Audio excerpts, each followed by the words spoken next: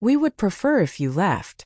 Lila's voice sliced through the elegant Christmas party like ice, her sparkling gown glowing beneath the chandelier as she looked me over with disdain. My hands were still marked with dirt from helping a stranger fix her broken-down car, and my simple dress was wrinkled from the December cold. I had arrived 30 minutes late to my son's in-laws' mansion, hoping for understanding but finding only contempt. If you're watching this, don't forget to subscribe and tell me in the comments where you are watching from.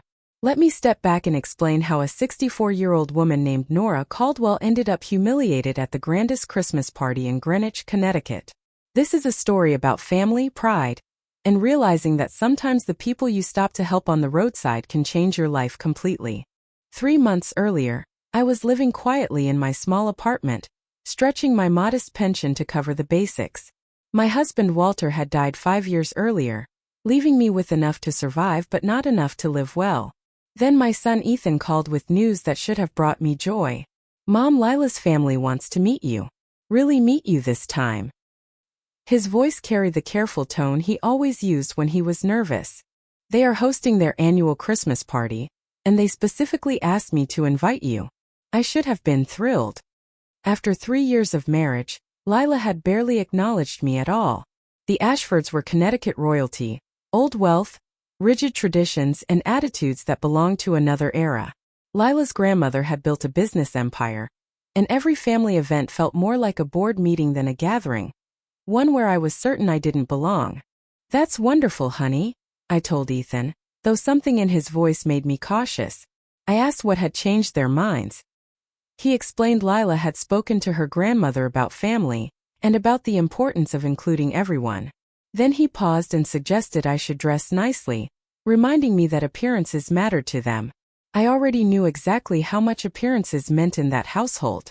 Whenever I saw Lila, she looked like she had stepped off the pages of a magazine. Flawless hair, perfect clothes, polished in every way. Meanwhile, I shopped at discount stores and cut my own hair to save money. Still, this invitation felt like my chance to finally be part of Ethan's new life, and to show them I was not the embarrassment they assumed I was. So I said yes, never realizing that choice would lead to a roadside encounter, and reveal exactly what my son's in-laws thought of someone like me. My connection with the Whitman family had been strained from the very beginning. Ethan met Lila during his residency at Yale Hospital, and from the first moment I saw her, I knew she came from a world far removed from mine. When she visited our apartment for the first time, she glanced at my second-hand furniture and outdated appliances with thinly veiled disapproval. She forced a smile and called it very cozy, though her tone made it clear she meant the opposite. I tried to win her over with meals, stories, and genuine interest in her life, but nothing changed the fact that she had already labeled me as Ethan's poor mother. The wedding was my first real introduction to the Whitman way of life. Held at their Greenwich estate, it cost more than I had earned in 5 years. I wore the best dress I owned, a navy gown I had purchased for Walter's funeral, and felt like a small sparrow among peacocks. Lila's mother, Patricia Ashford, introduced me to guests only as Ethan's mother from New Haven, never using my name, identifying me only by relationship and location, as though I were some distant relative. Yet it was Lila's grandmother who drew my attention most. Eleanor Ashford was refined in a way only very wealthy older women could be. Despite Lila's suggestion that she was out of touch, Eleanor's sharp blue eyes observed everything, quietly taking in details of every exchange. I once remarked to Lila during the reception that her grandmother seemed very perceptive. Lila replied carefully that her grandmother mostly kept her opinions to herself, and allowed her father to handle the business decisions. I noticed the phrasing, "let's" rather than "can't" or "doesn't." It told me her silence was deliberate. Still, family dynamics in wealthy households were unlike anything I had ever known. After the wedding, Ethan and Lila moved to Connecticut to be near her family. Our visits became less frequent, our phone calls shorter. Whenever we met, conversation felt strained, as though Ethan were translating between two different worlds. At family dinners, I was seated at the far end of the long table, treated with polite courtesy but never truly included. The conversations were always about business deals, country club gatherings, or vacations abroad, subjects I could listen to but never contribute to. Ethan tried to encourage me to take an interest in Lila's charity work or Patricia's garden club, But it was clear his efforts could not undo Lila's steady campaign to keep me at a distance. That was why, when Ethan called with the Christmas party invitation, I was genuinely surprised. Perhaps Lila was finally ready to accept me. Perhaps her grandmother had pressed her to be more inclusive. Looking back, I should have recognized what that invitation truly meant. In the week before the party, I prepared as if it were the most important event of my life. In many ways it was. It felt like my final exam to gain acceptance into Ethan's new world. I spent 2 full days searching for a dress that looked expensive while staying within my budget. At Nordstrom Rack, a patient saleswoman listened carefully as I explained what I needed. "I want to fit in at a very formal Christmas party," I explained to the saleswoman. "The kind where everyone has money and judges you by what you wear." She found me a burgundy dress with delicate beading, marked down from $200 to $65. It wasn't a designer piece, but it looked respectable enough. I picked out matching shoes that pinched my feet and a small purse that matched perfectly. During the week, Ethan called twice with reminders about the event. "Mom, just remember Lila's family is very traditional. Conservative topics only." His voice carried that familiar tension. He added, "Maybe avoid politics or anything too controversial. Honey, I've been having dinner conversations since before you were born. I can manage not to offend anyone." He hesitated before continuing. "I know. It's just, Lila has been stressed about this party. Her entire extended family will be there, along with her father's business associates. She wants everything to go smoothly." The meaning was obvious, including me. The night before the party, I practiced in front of the mirror. How to answer questions about my work history, how to politely deflect comments about my small apartment, and how to show interest in subjects I barely understood. I even called my neighbor, Mrs. Ewan, to ask if she could take care of my cat. "Big family gathering?" she asked. "The biggest. My sons-in-laws are extremely wealthy, very proper. This is my chance to finally belong." Mrs. Ewan, who had immigrated from Taiwan 40 years earlier and understood something about trying to fit into new worlds, held my hand. "Just be yourself, Nora. If they don't see your worth, that's their loss." But being myself hadn't worked for 3 years. Maybe it was time to become the person they expected me to be. I went to bed early, setting my alarm for 8 o'clock so I would have plenty of time. The party began at 2 in the afternoon, and I had everything scheduled. Hair appointment at 10, final dress fitting at noon, arrive fashionably at 2:15. I fell asleep imagining Lila's surprise when I appeared elegant and appropriate, her parents perhaps seeing me as worthy at last, and even Eleanor engaging me in a genuine conversation. I should have paid more attention to the weather forecast. Saturday morning arrived with a storm that made Connecticut winters infamous. Ice rattled against the windows, and a weather alert warned of dangerous roads. My hair appointment was canceled when the salon lost power. The alteration shop delayed my pickup because the street had flooded. By noon I sat in my bathrobe, watching freezing raincoat everything outside in a dangerous glaze, unsure if the party would happen at all. Ethan called at 12:30. "Mom, are you still planning to come? The roads are rough." I could hear Lila in the background. "Tell her the party is still on. Everyone is already here." Everyone except me. Somehow, realizing I was the only one struggling to get there hit harder than it should have. "I'll be there," I told Ethan. I wouldn't miss it. Without professional help, I did my own hair and makeup, trying to copy the polished look Lila always carried so easily. My hands trembled as I applied lipstick. Nerves, I told myself, not age. The burgundy dress fit beautifully, and for a brief moment I felt elegant. The woman in the mirror looked like she belonged at a formal gathering, until I noticed the plain winter coat hanging nearby, the only one I owned. At 1:30, I left my apartment, giving myself extra time for careful driving. The roads were slick, but manageable with patience. Other drivers moved slowly too, cautious in the storm.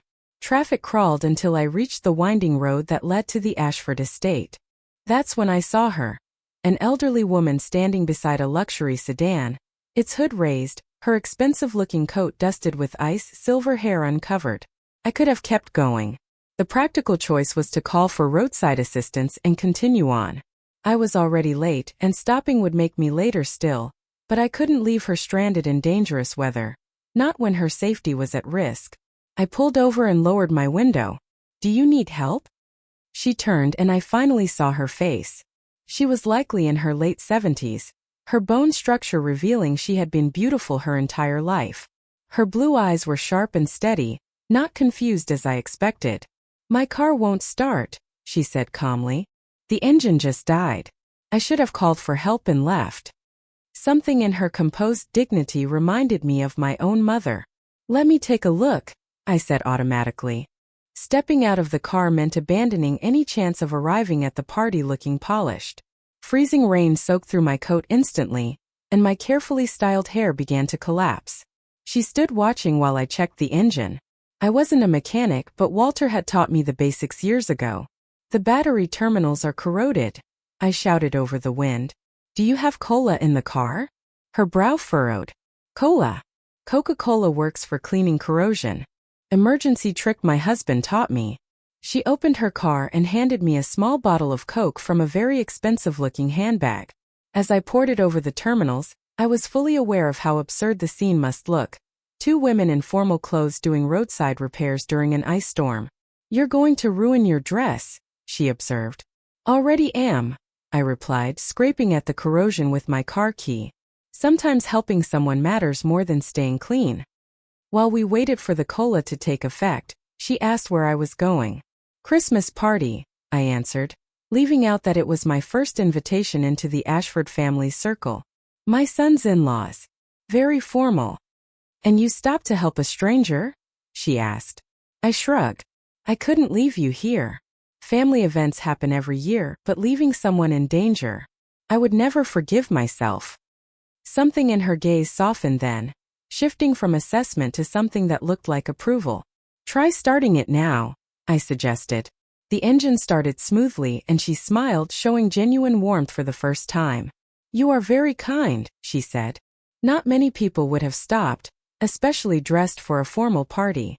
I glanced down at myself. My coat was soaked, my dress now stained with grease, and my hair clung wetly to my head. The elegant woman I had been an hour earlier was gone. "Well, I can't exactly arrive at this party looking like this," I tried to joke, hiding my disappointment. "Maybe I should just go home." "Nonsense," she replied firmly. "Anyone worth knowing will respect the fact that you chose kindness over vanity. If they cannot, they are not worth knowing." She reached into her purse and handed me an embossed card. It read, "Eleanor Ashford." My heart nearly stopped. "You are Lila's grandmother," I whispered. Her blue eyes, so much like Lila's yet infinitely warmer, held a look that might have been satisfaction. "I am. And you must be Nora Caldwell, Ethan's mother." She studied my stunned face. "I have been quite curious to meet the woman who raised such a good man." My thoughts raced. This was Eleanor Ashford, the woman Lila had described as letting others handle business matters, the one said to stay out of family decisions. "I had no idea," I stammered. "I am sure you didn't," she said, her voice carrying layers of meaning I could not fully interpret. "Shall we go to the party together? I think you will find it more interesting than you expect." Following Eleanor's car up the winding drive to the family estate, I tried to absorb what had just happened. I had stopped to help a stranger, only to learn she was the matriarch of the very family I had been struggling to impress for 3 years. The irony was sharp. After all my careful planning, I was arriving disheveled, stained, and entirely myself. The Ashford estate rose like something from a film set. Christmas lights traced every window and doorway, while graceful figures moved through grand rooms inside. A valet waited under the covered portico to take our cars. "Mrs. Ashford," the young attendant greeted her, surprised. "We did not expect you for another hour. Your driver called to say the roads were too dangerous." "I decided to drive myself," she said simply. Another valet came toward my modest sedan, his expression revealing quiet confusion. That explained it. Her driver had canceled because of the storm, and Eleanor had chosen to come alone. Inside the entryway, I caught sight of myself in a mirror and winced.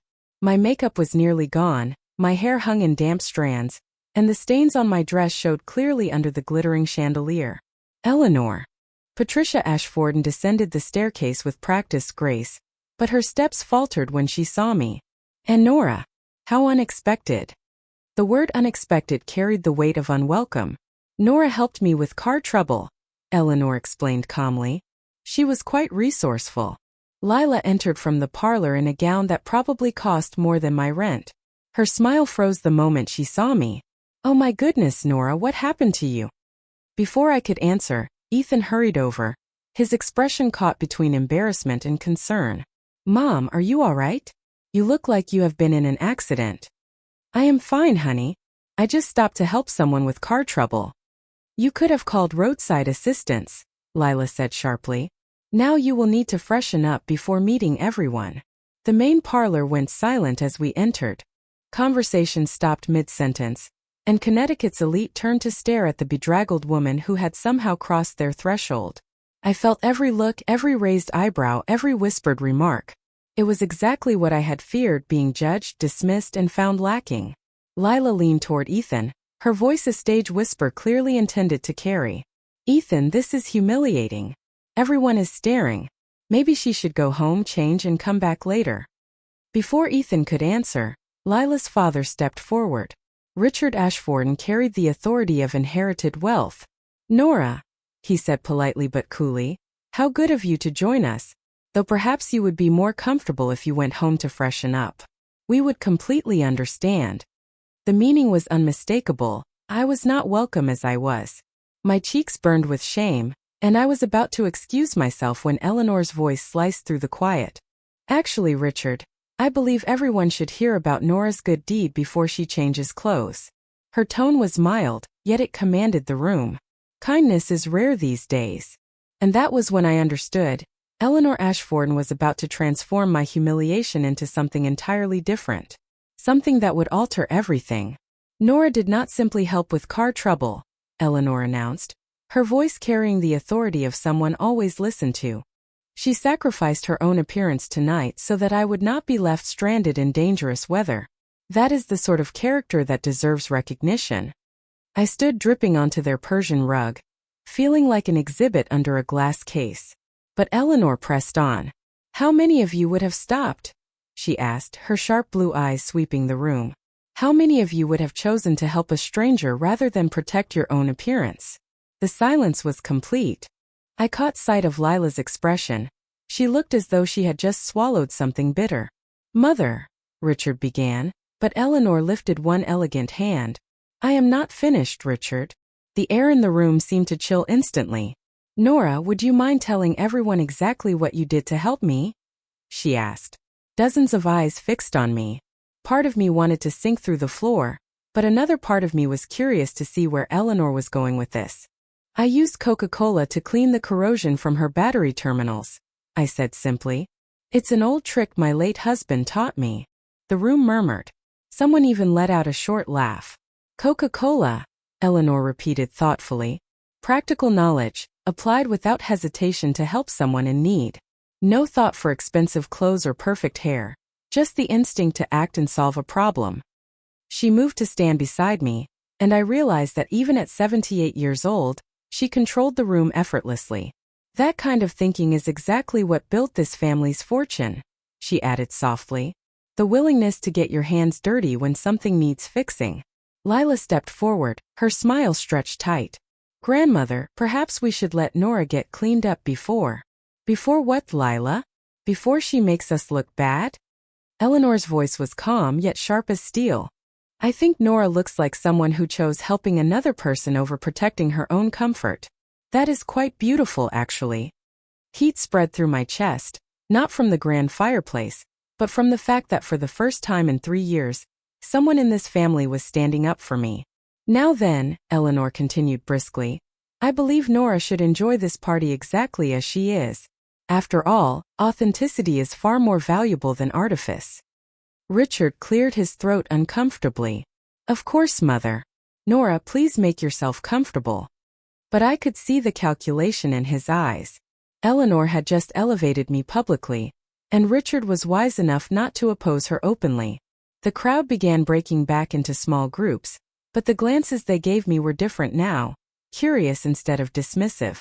Eleanor Ashforden had changed my standing with only a few carefully chosen words. Thank you, I whispered. She smiled, and for a moment, there was something almost strategic in her satisfaction. My dear, this is only the beginning. The next hour felt like a dream. Word of Eleanor's support spread through the party quickly, and suddenly people who had avoided me were approaching, eager to introduce themselves and hear my story. I found myself recounting the roadside encounter again and again. The freezing rain, the corroded battery, the Coca-Cola solution. How clever! Exclaimed a woman whose pearls were worth more than my car. I wouldn't have had the faintest idea what to do. Ethan reappeared at my side, still anxious but also bewildered. Mom, are you sure you're all right? You don't have to stay if this is too much. Actually, I'm having a wonderful time, I admitted, surprising myself. Your grandmother-in-law is remarkable. She has always been sharp, Ethan said quietly. I've tried to tell Lila that grandmother isn't as uninvolved as she pretends. She sees everything. So Ethan had noticed too. That gave me a sliver of comfort in the difficult family dynamics. Lila joined us, her face carefully controlled. Grandmother can be very protective of people she favors. Her tone suggested this was not necessarily a blessing. Nora. Eleanor's voice carried easily across the room. Come. There's someone I would like you to meet. She guided me to a distinguished man in his 60s. This is Thomas Hale, our family attorney and longtime friend. Thomas, this is Nora Caldwell, the woman I mentioned. Thomas shook my hand warmly. Eleanor has been praising you. She says you have an excellent instinct for solving problems. I just helped with a car, I said, still bewildered by the attention.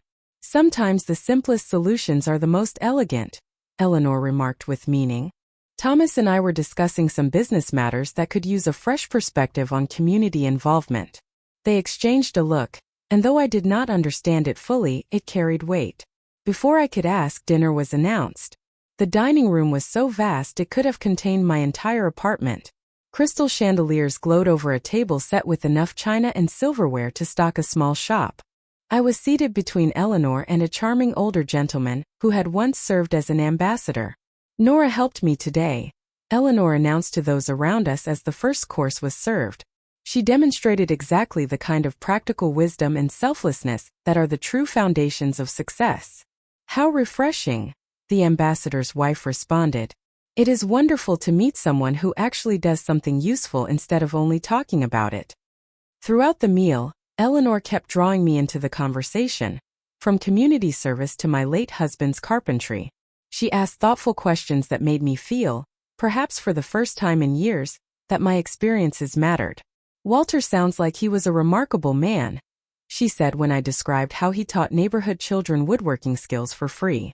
Building things, sharing knowledge, helping others succeed. That is a true legacy. But I noticed Lila glancing nervously at her father, and Richard's jaw tightening each time Eleanor praised me. Tension was building toward a confrontation, and I knew I might soon be pulled into it. After dinner, Eleanor suggested we move to the library for coffee and brandy. The room was magnificent. Floor-to-ceiling shelves, deep leather chairs around a massive fireplace, portraits of stern ancestors staring down from gilded frames.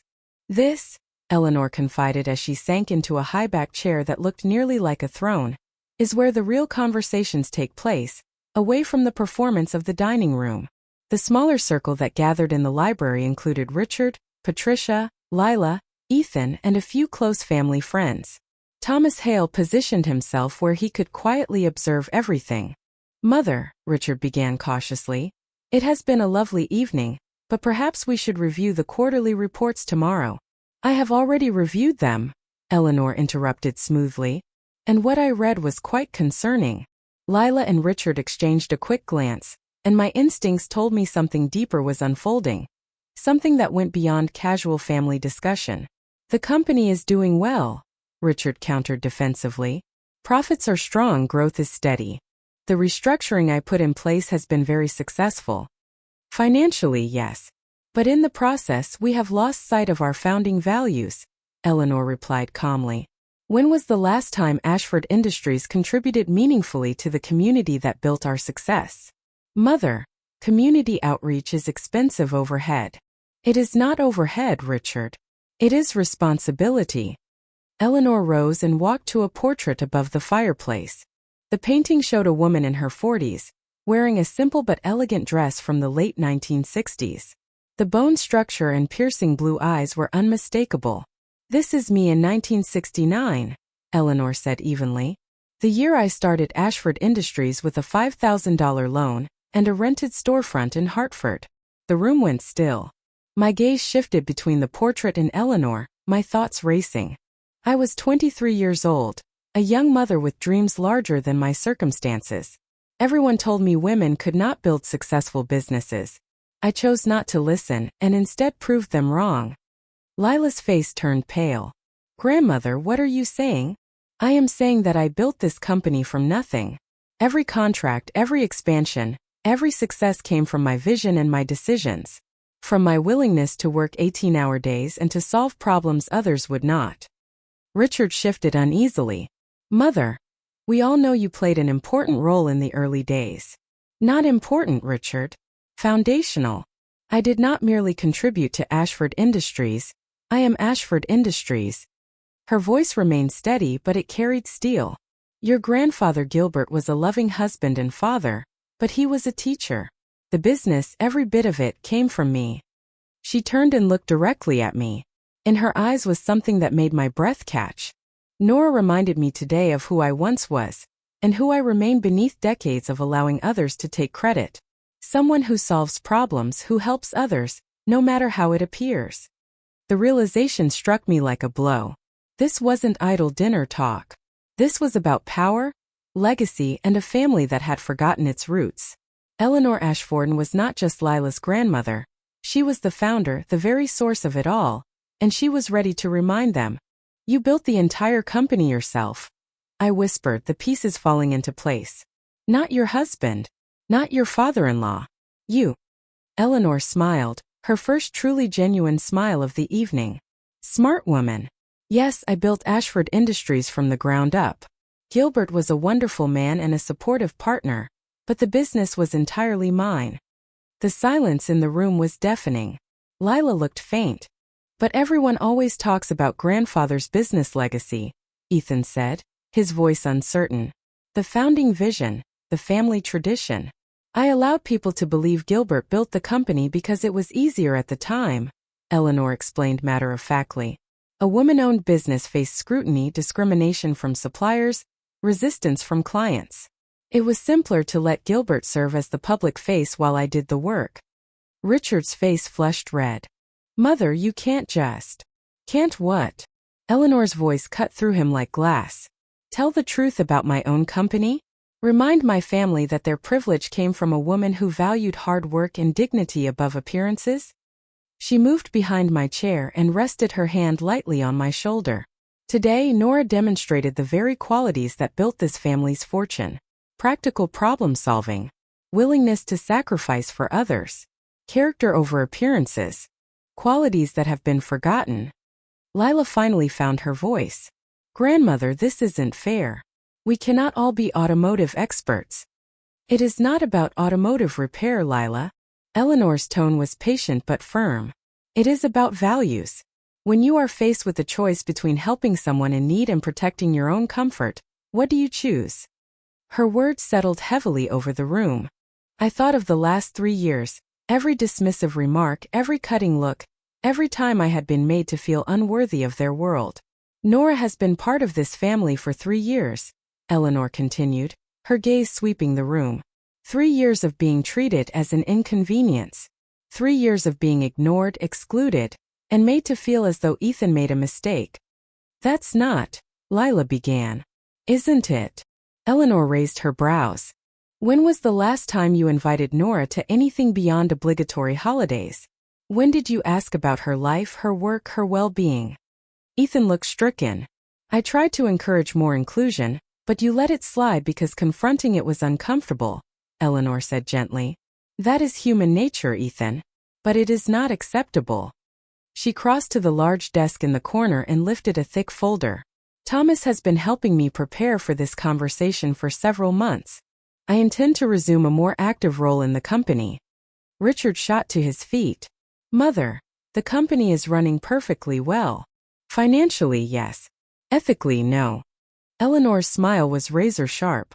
We have become exactly what I never intended. A business that values profit above people. The room erupted with startled voices, but Eleanor raised her hand and silence fell. Nora, she said, her eyes gleaming with purpose, I have a proposal for you. I would like to offer you a consulting role with Ashford Industries, Head of Community Engagement and Values Implementation. We will begin with a 6-month trial at $75,000, with the possibility of a permanent executive role if it succeeds. My jaw dropped. Around the room, others looked equally stunned, though $75,000 was more reasonable than the astronomical sum I might have imagined. Eleanor, I managed, I don't understand. It is simple. Ashford Industries has lost touch with the community values that made us thrive. You understand people, Nora.